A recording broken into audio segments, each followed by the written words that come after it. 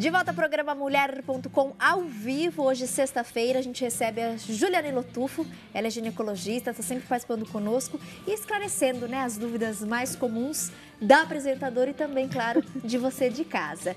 Doutora, e as perguntinhas já começaram a chegar. Quero mandar um beijo para Alceli Batista. Ela participou através do Facebook. Beijo para você, Alceli. Tati, gostaria de perguntar se é normal sentir dor nas pernas quando a menstruação está no finalzinho, nos últimos dias. Boa tarde para você. É normal, doutora? É normal. Muitas mulheres têm dores no membro inferior, principalmente pelo inchaço que tem e principalmente pela dor, tem uma dor lombar por compressão da coluna e isso pinça os nervos.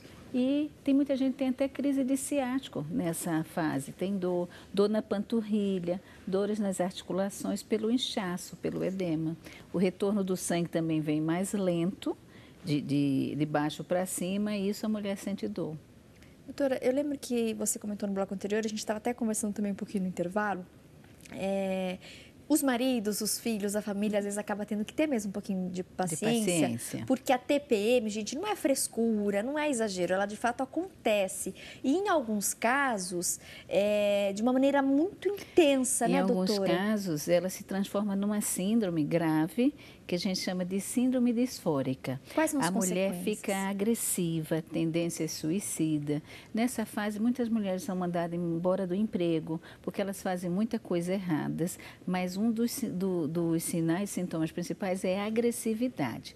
Porque ela tem muita dor, ela tem muita enxaqueca mesmo, muita dor de cabeça, né? E ela vai perdendo a noção do que é certo e do que é errado, principalmente aumentando essa agressividade. É grave. Aí, muitas vezes encaminhamos para um psiquiatra. Não só o ginecologista, muitas vezes a gente associa ao psiquiatra. Então, gente, fica aí esse alerta especial, tá bom? Não é exagero, não. Mais uma pergunta interessante agora chegou pelo Twitter. Beijo para você, Maria Clara. E a pergunta dela é muito bacana. Ela diz que todas as pessoas que ela conhece, mais próximas, geralmente tem um período aí menstrual, ciclo, de quase 5 dias. E o dela são só 3 dias e bem pouquinho. E aí ela pergunta assim, Tati, isso é normal? Pode ser algum problema? Bom, Maria Clara, se você fizer uso de anticoncepcional, é normal você ter um fluxo pequeno. Agora, se você não faz uso de anticoncepcional, tem que averiguar, porque um dos sintomas da endometriose é a diminuição do fluxo, porque o sangue migra para dentro do abdômen pela trompa. Então, assim, se ela estiver tomando anticoncepcional, não se preocupar, é comum. É normal ciclo menor. Agora, se não estiver fazendo nada e tem esse ciclo com fluxo muito pequeno, tem que averiguar se não está com nenhum cisto de ovário ou se não tem mesmo uma endometriose, se não está com alteração hormonal. Quem tem alteração de prolactina, quando a prolactina é um hormônio, se ele não tiver muito alto, mas estiver alterado, a mulher pode diminuir no fluxo e até parar de menstruar. Quando está muito alto, a mulher não menstrua mesmo. Perfeito. Doutora, a menstruação é essa descamação do endométrio, certo? Que ele sai. E aí sai junto o sangue. Isso. A título de curiosidade, qual que é a quantidade de sangue que uma mulher pode perder durante esse ciclo menstrual, né? Todo mês ela perde mais ou menos quanto? Uma média de 70 ml, dá menos de meio copo. Né?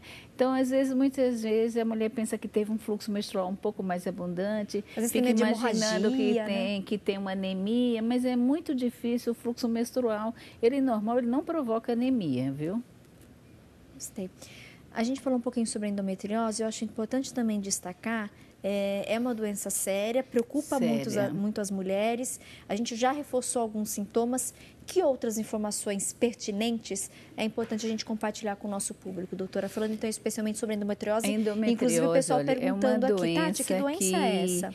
A endometriose, agora mesmo sábado, eu operei um caso muito grave, tive que até chamar um cirurgião geral, porque é uma doença que ela compromete o intestino, ela pode afetar a bexiga. Então, eu peguei uma moça jovem, sem filhos, 29 anos, com endometrioma, que é como se fosse um tumor benigno de sangue.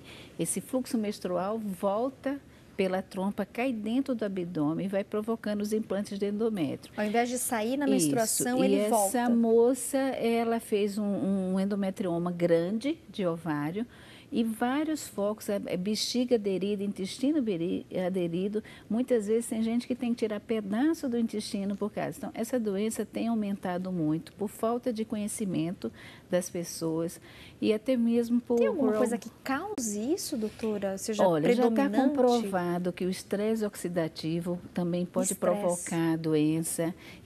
A gente vê, a mulher vem com a história de cólica, mas ela senta na cadeira do consultório, a gente vê que é uma pessoa ansiosa. Mulheres perfeccionistas, mulheres ansiosas, elas têm uma tendência a desenvolver endometriose. Esse refluxo do sangue, até hoje, a gente não sabe por que o sangue é contra a lei da gravidade, né? Era para ir para baixo, ele volta. Muitas vezes, se a mulher tiver a anatomia do útero diferente, voltado para trás, é comum o sangue voltar. Então, quem tem útero retrovertido pode ter o risco de ter endometriose. Mas muitas vezes a mulher tem um corpo normal, útero normal e tem a doença. A gente vê muito. Alimentação é uma coisa agrotóxica, é uma coisa que pode provocar doença. Existe um agrotóxico que se chama dioxina. Então, quem come muito fora, é preferível comer legumes e verdura cozido em vez de cru. A gente não sabe o grau da higienização, né? Doutora, veio mais uma perguntinha de uma mãe, Eliane Aoki. Beijo para você, Eliane.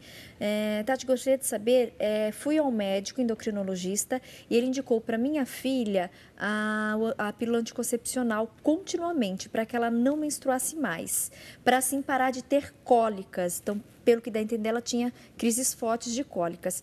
E ela gostaria de saber qual a sua opinião sobre isso. Isso é correto? É esse mesmo procedimento? Bom, eu não vi a história clínica da filha dela, então se o médico prescreveu, ele deve ter tido um embasamento para isso. Isso pode acontecer? Pode acontecer, porque, por exemplo, nesses casos, quem tem TTM tensa, que nem tem essa síndrome disfórica, o ideal é não menstruar. A única dica que eu dou é que precisa pesquisar a origem da cólica, porque, como eu digo, tem demais endometriose sem diagnóstico, viu? E isso vai afetar a mulher no futuro, porque é uma doença que provoca infertilidade. O problema não é só a infertilidade, são as outras doenças que circulam junto, né? Constipação intestinal, problemas para fazer xixi, ardência, cistite, infecção urinária de repetição. De repente, na medida do possível, até levar, talvez, em 2 ou 3 médicos, né? Ouvir na opiniões. verdade, ela foi no endocrinologista, mas ela precisa ir no ginecologista. Tá. Se a menina se a filha dela tiver já atividade sexual, fundamental fazer um ultrassom transvaginal, né? Porque é um ultrassom que vê melhor. Hoje em dia existe uma pesquisa para endometriose profunda, que é um ultrassom muito detalhado, em que a mulher faz um preparo do intestino. Hoje em dia a gente consegue, muitas vezes, com esse ultrassom, dar um diagnóstico sem precisar, às vezes, até fazer uma ressonância. Perfeito. Doutora, nosso tempo acabou, mas eu queria pedir, por favor, só uma esclaração rápida. Tem uma gravidinha aqui assistindo a gente, Cleilda Silva. Tati, estou grávida, gostaria de saber se sangrar é normal durante a gestação. Ela disse que está com 3 meses. Infelizmente, ela não disse que o sangramento dela é pouco, é muito, mas ela disse que o sangramento durante a gestação, reforçando, ela está de 3 meses, é normal?